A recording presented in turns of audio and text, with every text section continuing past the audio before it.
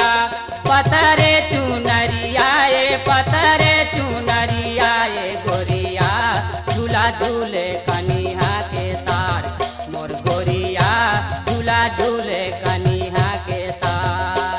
पहिले गवन पिया मंगोटी तैलाना में मंगोटी तैलाना में मोर पिया जी मंगोटी मोर जनम सिंगार मोर पिया जी मंगोटी मोर जनम सिंगार। पहिले गवन पिया मंगोटी तैलाना में मंगोटी तैलाना में मोर पिया जी मंगोटी मोर जनम सिंगार मोर पिया जी मंगोटी मोर जनम सिंगार।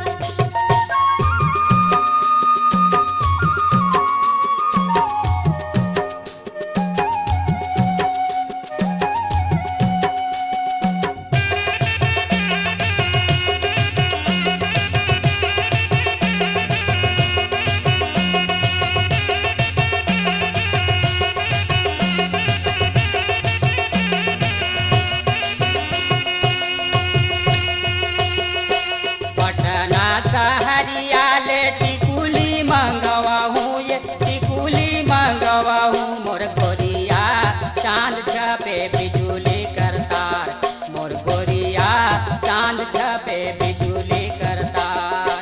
पटना सहरिया ले टिकुली मंगवा हूँ टिकुली मंगवा हूँ गोरिया चांद छपे बिजुली करतार मोर गोरिया चांद छपे बिजुली करतार। पहिले गवन पिया हंसुली तैलाना में मोर पिया जी हंसुली मोर जनम सिंगार मोर पिया जी हंसुली मोर जनम सिंगार। पहिले गवन पिया हंसुली तैलाना में मोर पिया जी हंसुली मोर जनम सिंगार मोर पिया जी हंसुली मोर जनम सिंगार।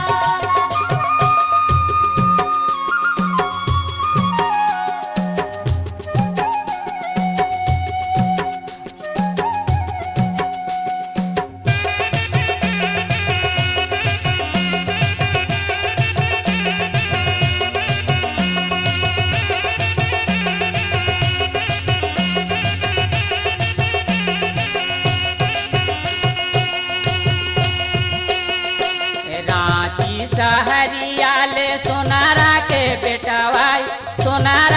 बेटावा मोर गोरिया हंसुली गाढ़ाऊँ मजेदार मोर गोरिया हंसुली गाढ़ाऊँ मजेदार। रांची सहरिया ले सोनारा के बेटावा मोर गोरिया हंसुली गाढ़ाऊँ मजेदार मोर गोरिया हंसुली गाढ़ाऊँ मजेदार।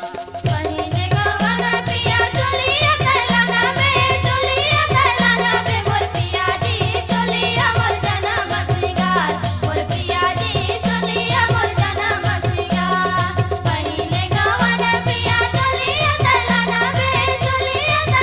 में मोर पिया जी चोलिया मोर जनम सिंगार मोर पिया जी चोलिया मोर जनम सिंगार।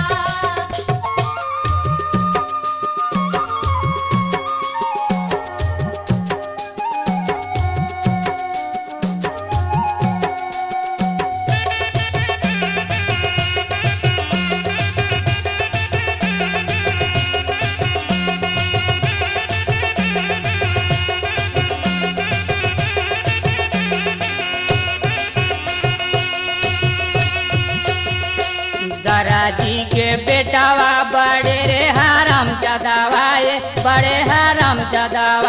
गोरिया चोलिया सियावे सीने तार मोर गोरिया चोलिया सियावे सीने तार। दराजी के बेटावा बड़े रे हराम जदावाए गोरिया चोलिया सियावे सीने तार मोर गोरिया चोलिया सियावे सीने तार।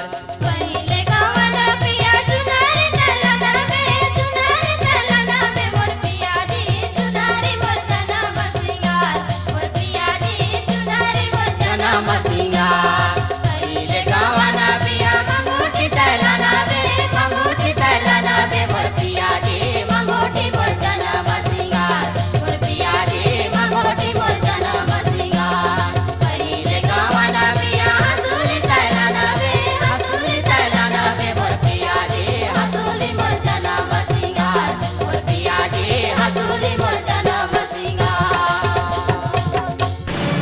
सुंदरानी वीडियो वर्ल्ड प्रस्तुत करते हैं पहली बार छत्तीसगढ़ की मशहूर गायिका अलका चंद्राकर के स्वर में अनेक महासतियों की गाथा महिमा सती कथा। नान लइका होगे केहो केहो करे लागिस। तीन तीन लइका के रोवाई देवता के कल्लाई सती अनसुईया बाल रूप में तीनों देवता ला देखिस तन मन पुलकित होगे ममता में भर गे। निर्माता लखी सुंदरानी और निर्देशक मोहन सुंदरानी की महान भक्ति भरी प्रस्तुति महिमा सती कथा आज ही ले आइए। कटलत लइका मन चुप हो गे और टूप ले सूत गे। माता से अनसुईया उमल्ला धरिस और पल्ला में सुता दिस भैया। ये तीनों देवता ला आसन बैठाए हो सती जले छिड़क के लइका बनाए हो माता जैसे गोदी माँ उठाए। महिमा सती कथा ऑडियो वीडियो सीडी उपलब्ध है आपके नजदीक की दुकान में। ये गोरा से पियाए फिर पलना मा सोवा